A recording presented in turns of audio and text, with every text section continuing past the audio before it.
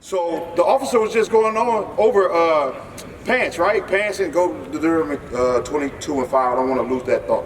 So the officer was just going over cross-dressing. That's basically what he was bringing out. Cross-dressing in the Bible, right? So let's read that. This is the book of Deuteronomy, chapter 22 and verse 5. The woman shall not wear that which pertaineth unto a man. So we established already that man should be wearing pants, shorts, things of that nature. So that's what pertains to a man. That's what a man should be wearing. The Bible said what again? The woman shall not wear that which pertaineth unto a man. Therefore the woman should not wear those things, sis. Read. Neither shall a man put on a woman's garment. So what you see now today is that they're starting to glorify men in dresses. You start seeing these rappers, TV. Yeah, I can't even keep up with the names of like Little Baby, Little this, Little all, everything. These men are now for a check for money, selling their souls over to get money, filthy gain, like just to show Esau has control over them. So it gives them Esau a pleasure. So they will pay them top dollar to go put on a dress, right? This is what God said about that. Read that again.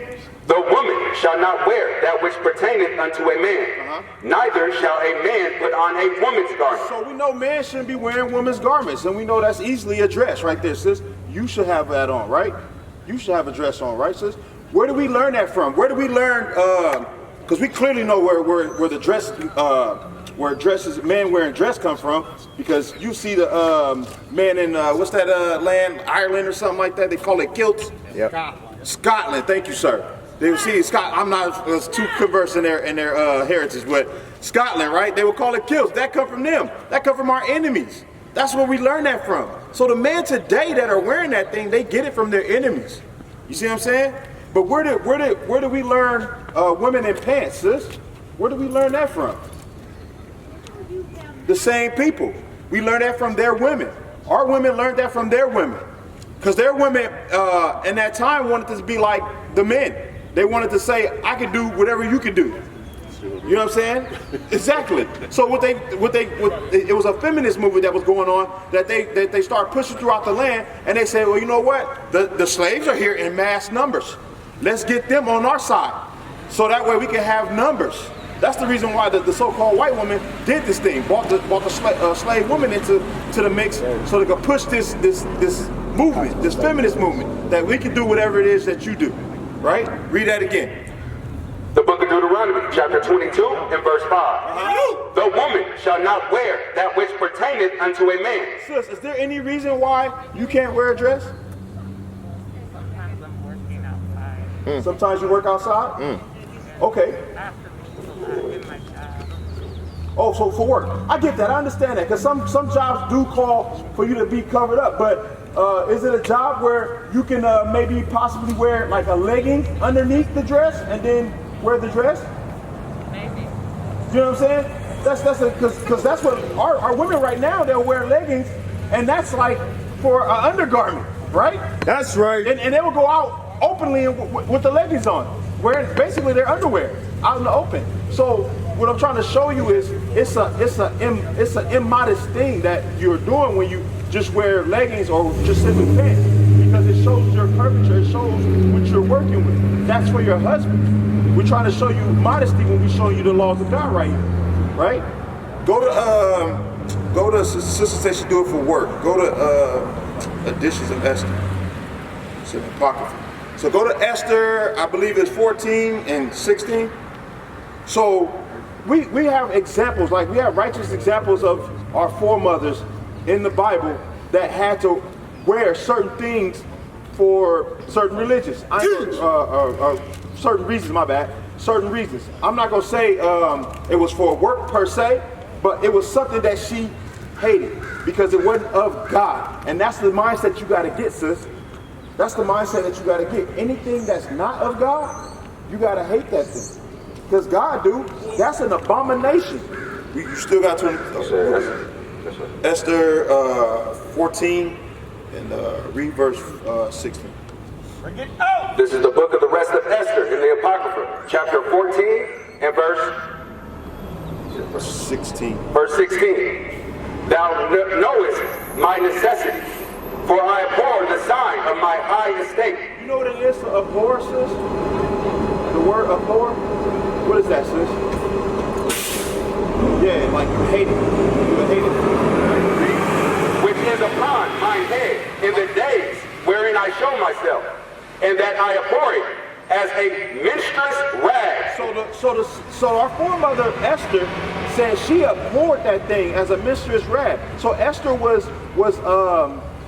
the king's, I would say, queen, if you will, right? Queen Esther. So she was queen to a heathen nation, right? She was made to wear this crown on her head. She abhorred that thing because it was not of her people. Our sisters in the Bible are princesses. You know what I'm saying? So that thing wasn't of the Lord. So read it again. Thou knowest my necessity, for I abhor the sign of my high estate. So she hated the whole high estate, the whole role she had to play. But she did it for her nation, right? Come on.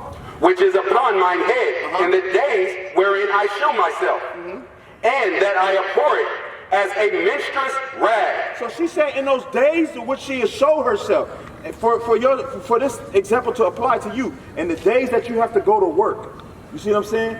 You will go ahead and put on your work attire, right? But at the same time, our example, our foremother Esther, she hated that. Even though she was in the midst where she had to show herself, even though you got to go to work with this attire on, you are to hate that thing, right? Read. And that I wear it not when I am private by myself. So, but she didn't go take that back to when she was private. So you shouldn't go take that that work attire back to you at home and be like, okay, I'm gonna wear it outside of it, you know, this, or I'm gonna wear those kind of things that the Lord hates, and wear that outside of work where I have to wear it. You see what I'm saying? Go to Brew 3 and 8. Because I understand, sis, and I don't know if you understand, but this day that we're here, that we walking around here on earth, I know it feels like we free, sis. I know it feels like, you know, we can do whatever we want. I can get up at any given time. I can go work here, I can go work there, whatever the case may be, but we not. To you brothers too, same thing, we not, right? Read. This is the book of Baruch, chapter 3 and verse 8. Behold, we are yet this day in our captivity. The Bible says, behold, we're yet this day in our captivity. How did we get here? By way of slave ship, right? You know the Bible talks about that? You know well, I'm pretty sure you know, brother. You know the Bible talks about that? Stuff right now. Exactly. It talks about what's going on right now. Me and you can have a deeper conversation, but I'm trying to edify these two mainly.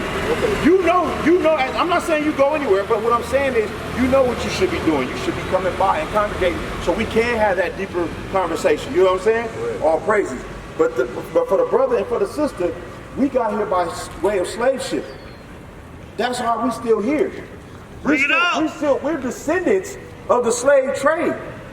We still here. We have not yet let to go free. You see what I'm saying? You don't do you know where we come from? Bring it out. What do you mean? Where did they so we got here on slave ship, correct? Yeah. But where did we come from? Bring it out. Where's our homeland? Because the officer earlier said, when he asked his sister, I believe it was the brother he asked, saying that we were black. No, it was the sister, that we were black. He was saying that we can't go back to that land. Right. That land don't exist, right? So if that land don't exist, where do we come from? Bring it out. Do we know who we are? Truly? Right. All we know is 1619. Look at Black History Month. What does Black History Month teach you? Things of this time. Yeah. That's not history.